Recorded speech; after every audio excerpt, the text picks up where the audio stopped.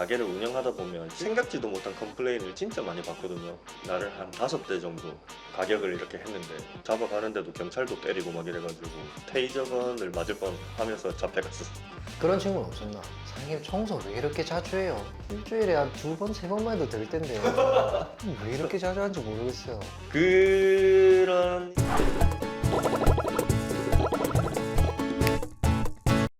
남준호TV 닭발각 사장 남준호입니다. 반갑습니다.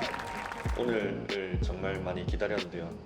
제가 이제 촬영을 여러 번 이렇게 하다 보니까 처음에는 되게 많이 긴장되고 부담스럽고 이랬는데 오늘은 처음으로 설렜습니다. 어제 밤잠을 설치고 오늘 촬영을 이제 오게 됐는데 오늘도 장사에 대한 이야기들을 한번 나눠보도록 하겠습니다. 자영업자가 알아야 될 3가지에 대해서 이야기해보도록 하겠습니다.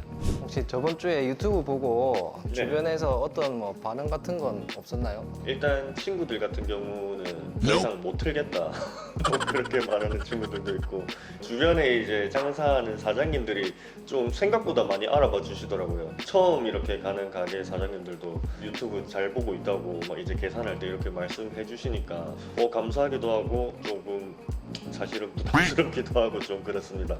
저는 되게 제가 말을 하면서 어색하고 말을 잘 못한다고 이렇게 생각을 하는데 다른 분들이 말을 잘한다고 말씀을 해주시더라고요. 그래서 되게 개인적으로는 감사하게 생각하고 있습니다. 처음 제가 말씀드리고 싶은 거는 맛에 대한 건데요. 저는 사장님들한테 자신의 입맛을 너무 믿지 마라 라고 말씀드리고 싶습니다. 제가 식당을 다니다 보면 그럴 때가 있어요. 가끔 맛이 왔다 갔다 하는 가게들이 있어요. 예전에는 진짜 맛있었는데 맵다거나 싱겁다거나 막 이렇게 막 맛이 이렇게 변할 때가 있거든요. 그게 계량어가 안 되어 있어서 그런 거거든요. 자신의 컨디션에 따라서 맛이 이렇게 왔다 갔다 하는 걸 최소화시키기 위해서는 계량화를 무조건 시켜야 됩니다. 제 경험을 하나 말씀드리면 이제 한번 손님들이 주먹밥을 이렇게 기름을 손으로 이렇게 짜고 있는 걸 제가 이렇게 본 적이 있어요. 저희 직원 중에 느끼한 걸 좋아하는 친구가 있어요. 그러면 이 친구는 주먹밥을 만들 때 참기름이랑 그리고 마요네즈를 엄청 많이 넣는 거죠.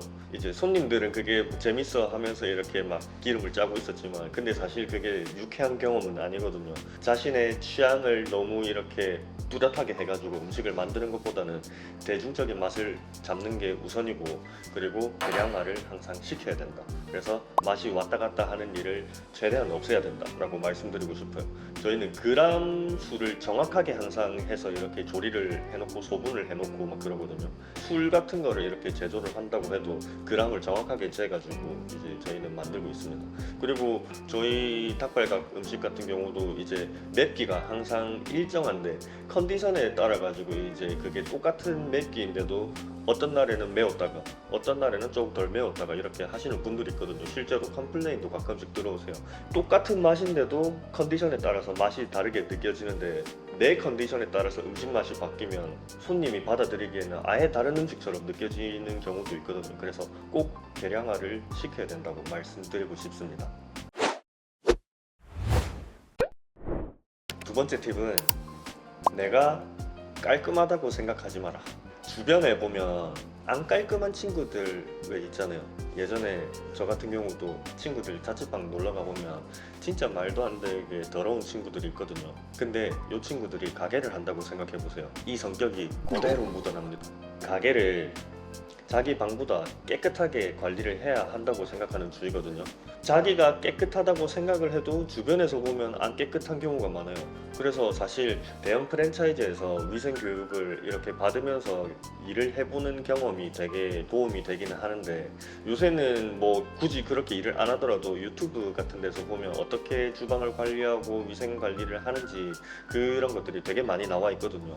그런 걸 보면서 가게를 조금 깔끔하게 정리를 하셨으면 좋겠어요. 이게 매일매일 청소를 한다는 개념보다는 매 시간 체크를 하면서 깔끔하게 가게를 유지하는 게 좋은 것 같아요. 왜냐면 제가 뭐 7번, 8번 깔끔하게 이렇게 해놨는데 한두 번 이렇게 더러운 경우가 있을 거잖아요. 근데 손님들은 그걸 보면 이 가게는 별로 안 깔끔하다고 생각을 하거든요.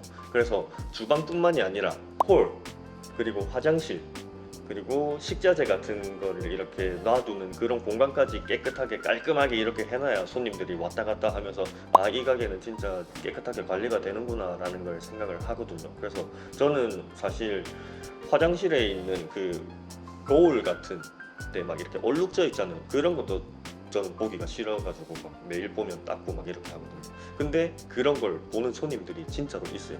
그럼 화장실에 가가지고 아, 이 화장실이 깨끗하면 아, 이 사장님은 진짜 깔끔한 사람이구나 라는 생각을 실제로 하는 분도 계시고, 그리고 저 같은 경우도 어떤 가게 갔는데 홀은 막 깨끗한데 화장실에 갔는데 막 냄새나고 이러면 아, 여기가 주방도 약간 이런 식으로 관리되지 않을까라는 생각을 하거든요. 그래서 이 정도면 됐다, 이 정도면 깔끔하다라는 생각을 버리셨으면 좋겠어요.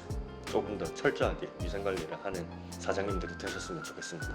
그럼 너희 집 화장실은 몇 번이나 청소한대 일주일에? 우리 집 우리 집 강아지래. 우리 집은 강아지가 있어가지고 화장실을 거의 매일 청소를 해줘야 돼. 그런 친구는 없었나? 사장님 청소 왜 이렇게 자주 해요? 이거 일주일에 한 2번, 3번만 해도 될 텐데 왜 이렇게 자주 하는지 모르겠어요. 그런 시건방진 질문을 하는 친구는 없었고, 뭐 보통 그런 말을 하죠. 아, 마감 청소하는 게 힘들다 라는 친구들은 있었는데, 그런 친구들이 이제 그때그때 달래주는 거죠. 이제 아이고 내가 미안하다, 조금만 힘내자, 이렇게 보너스 같은 것도 주고 그렇게 하는 거지. 마지막은 손님을 이기려고 하지 마라. 예전에 한 카페에 이렇게 들어갔다가 이제 커피를 사서 이렇게 나오는데, 들어갔다가 나오는데 인사를 저만 하는 거예요. 그래가지고 뭐지 이랬는데, 며칠 뒤에 또 어떤 식당을 갔는데 거기서도 그랬어요. 안녕하세요 해서 들어갔는데 사장님이 아무 말씀을 안 하시고, 그래가지고 좀 약간 기분이 유쾌하지는 않았습니다. 한 가게를 평가할 때 맛보다 그 가게의 분위기나 이제 친절도, 그거에 영향을 더 받는 수치가 더 높다고 하더라고요. 그래서 서비스가 그만큼 중요하다는 거를 말씀드리고 싶은 거거든요. 근데 사실 서비스에 대한 것보다도 컴플레인에 대한 문제예요. 이제 가게를 운영하다 보면 진짜 생각지도 못한 컴플레인을 진짜 많이 받거든요. 뭐 하다못해 네 말투가 왜 그러냐 이런 말씀을 하시는 사장님도 계시고, 그리고 포장 용기에 대해서도 막 컴플레인을 거시는 분들이 있어요. 근데 그런 거에 대해서 이제 하나하나 막 이렇게 감정적으로 대응을 하고 막 이렇게 하다 보면 진짜 장사를 하기 진짜 힘들거든요. 내가 그렇게 한 것도 아닌데 왜 그러냐 하고 화를 내시는 분도 계시고, 그런 거를 흘려보내시고 유연하게 조금 대처를 하시는 게 좋다고 생각을 해요. 컴플레인을 이렇게 잘 해결을 받았을 때 단골이 되는 경우가 그냥 일반 가게에 갔을 때 그냥 만족한 것보다 단골이 되는 수치가 더 높다고 이렇게 이야기를 하더라고요. 그래서 손님이 어떤 불만을 이야기했을 때 이제 그 상황을 이제 스트레스로 받아들이지 말고, 이거 단골 손님을 만들 수 있는 좋은 기회다, 이 불만 사항을 잘 한번 해결해 보자 라고 생각하면 이제 그게 스트레스로 오지 않고 이제 좋은 상황으로 만들 수 있는 그런 게 또 생기지 않을까라는 생각이 듭니다. 그럼 지금까지 만난 사람 중에 제일 진상 그랬던 사람이 에피소드가 있다면? 그 주방에 들어와서 나를 이렇게 때렸던 취객이 있었거든. 그래가지고 경찰도 몇 명이 와가지고 막 잡아가고 막 이랬었는데, 뭐 그게 제일 이제 임팩트 있는 사건이긴 했지.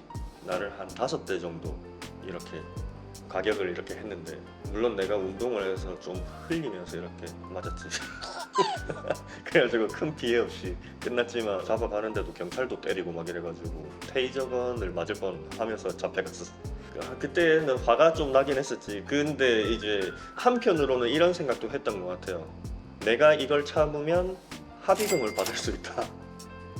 이 순간만 참아 넘기면 이 사람이랑 이제 뭐 소송을 가든 뭐 경찰서를 가든 해서 이제 합의금을 받을 수 있다. 이걸로 직원들 보너스를 더 줄 수 있다. 약간 그런 식으로 뭐 생각을 하면 참아내지지 않을까. 가게를 생각하면서 그냥 한번 참아 넘기는 게 큰 사람의 덕목이지 않을까라는 생각이 드는 것 같아요. 길게 봤을 때.